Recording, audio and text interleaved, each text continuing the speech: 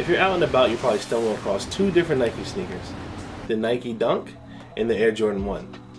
Now, most people know Michael Jordan's story in the Air Jordan 1, but do you know about the Nike Dunk? Well, I'm here to tell you about it. The different cuts, the colorways, the reason why it was made, and at the end of the day talk about why some of these colorways are being slept on, and I don't think they should be. I think they should garner more attention.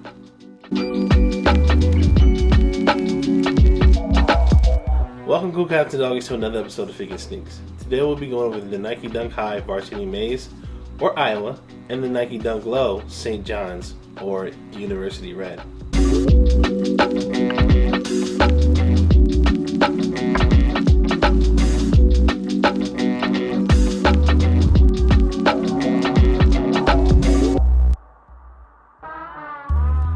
If you're new to the channel, make sure you like and subscribe, plus turn on that notification bell so you can be alerted with all new content that we drop on this channel. Make sure you comment below at the end of the video if you like the content, and make sure you check out the description box below so you can catch me on any other social media platform that I'm on, like Instagram, Snapchat, or TikTok. Now, let's get into the review.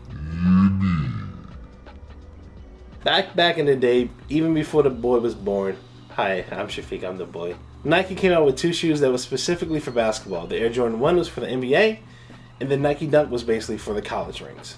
To spearhead the campaign towards colleges, they started out with the Be True to Your School campaign. Basically, certain schools, 7 to be specific, got their own colorway of the Dunk, and people went dummy over it. Now, the 7 schools were Iowa, Kentucky, UNLV, Georgetown, Michigan, Syracuse, and St.John. The shoes first aired back in the 1890s.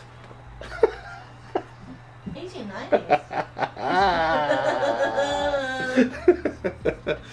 The shoes first retroed back in the 1980s and only the high cut variety.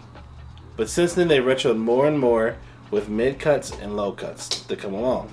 They also ended up adding more schools to the line like Villanova and Michigan State, just to name a few. Now, these shoes are nice but so simple that it makes sense why people want the shoe every time they retro. Let's grab. As you can see, classic Nike SP box. P for Peter, not B for boy. If you don't know the difference of the SP and the SB, then just gotta catch the next video. But classic Nike red box. Show you all these bad boys.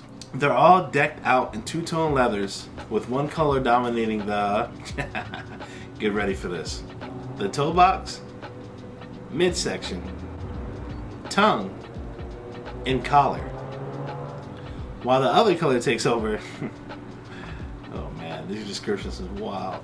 The tip, paws, mud guards, eyelets, laces, swoosh, tongue tab, parts of the heel, and the heel tab. Yeah, we got very specific today. Now, I got a couple reasons why I think these two colorways are being slept on. One, this Iowa Dunk right here, also called the Goldenrod, eventually became the Wu-Tang Dunk. Most people, I think, was mad that we didn't get Wu-Tang on the back. As you see, there's nothing on the back heel. Also, if you're like me, you like Jordan 1 highs over Dunk highs. But that wouldn't deter me to get in my own pair if I had hit on this pair, which I did. This is my girl's pair. Now, another reason why they might be hating on the shoes is because they don't like Pittsburgh teams, you know? No Penguins, no Steelers. I just had to say that for all my Pittsburgh friends out there, seeing though I'm from Philly. Just had to keep it real. And if you're also like me, then you like the Dunk Low better than the Jordan 1 Low. I mean, that's public opinion for most.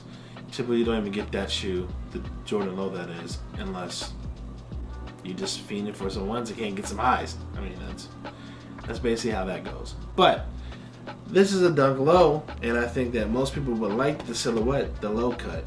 But Jordan dominated white, red, and black, and this is white and red, and I think they just didn't care for the shoe. Now, obviously, it sells out as a Dunk, right? But if you look at the other Be True to Your School sneakers, like the Kentuckys, which is white and then another color blue, or Syracuse, which is white and another color orange, those shoes go for way more. We'll definitely talk about that according to my calculations, which is right now. Both dunks retro back in 2020, with these at a price point of $100 and these at a price point of $120 because they're high, you get more material.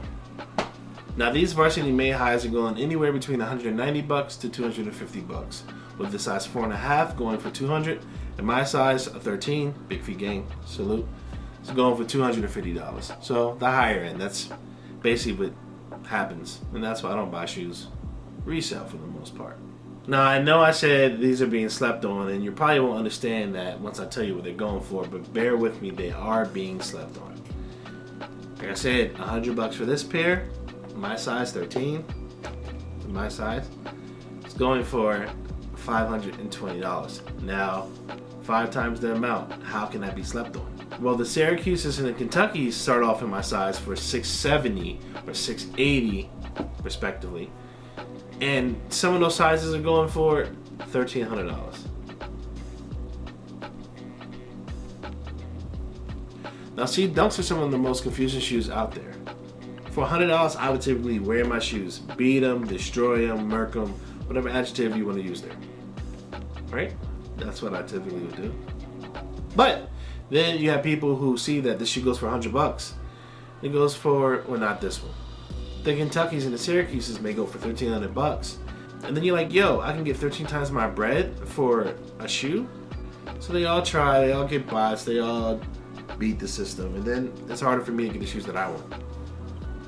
But I get it. I do get it. It's a safer way of stock. Bare minimum, you'll get your money back, $100. And it can fluctuate anywhere between 4 or 5 times the bread to, in a case for the Syracuses and the Kentuckys, 13 times the bread. So I get it. And it's sucky because it's not like they're getting the shoes to get more shoes than they want to get, right? They're not going ahead and getting 3 pair of these and then trading 2 to get shoes they missed out on, because that would be a smart practice. That's actually what I do. But this pair, now that it's skyrocket, I've been inclined to trade it in. Like, I might not wear this shoe. I have so many white, red, and black Jordans like I talked about, and now this one's kind of just sitting here. So if I were to keep it over time, obviously the price would probably continue to go up. But at the same time, I missed out on a couple shoes. Maybe I trade this in. Yeah, maybe I trade this in.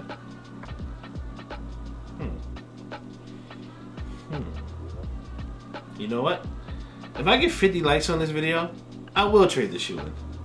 I'll go ahead to one of the boutiques around here and I'll make content off this shoe. I'll trade the shoe in and put it towards some heat that I missed out on. I'll probably have to add some bread to it. I get that. But yeah, this shoe is $100 and it's going for $500. I'll trade this in and go get something north of $650, $700.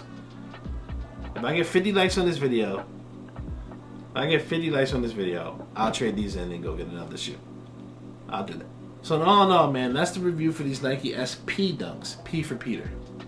If you want to know the difference between P and B, make sure you check one of the videos coming up, because I'll explain that to y'all.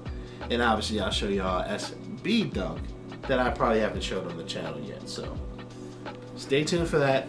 How do y'all like the dunk? Is it too clean with the two-tone? Do you wish this was switched? Do you wish that was switched? Do you not understand the hype for these shoes? Leave a comments below. Let me know if y'all like the very simple silhouettes. Leave a comment below if you like the two-tone, or do you wish they would throw some extra color in there? Another review, another shoe.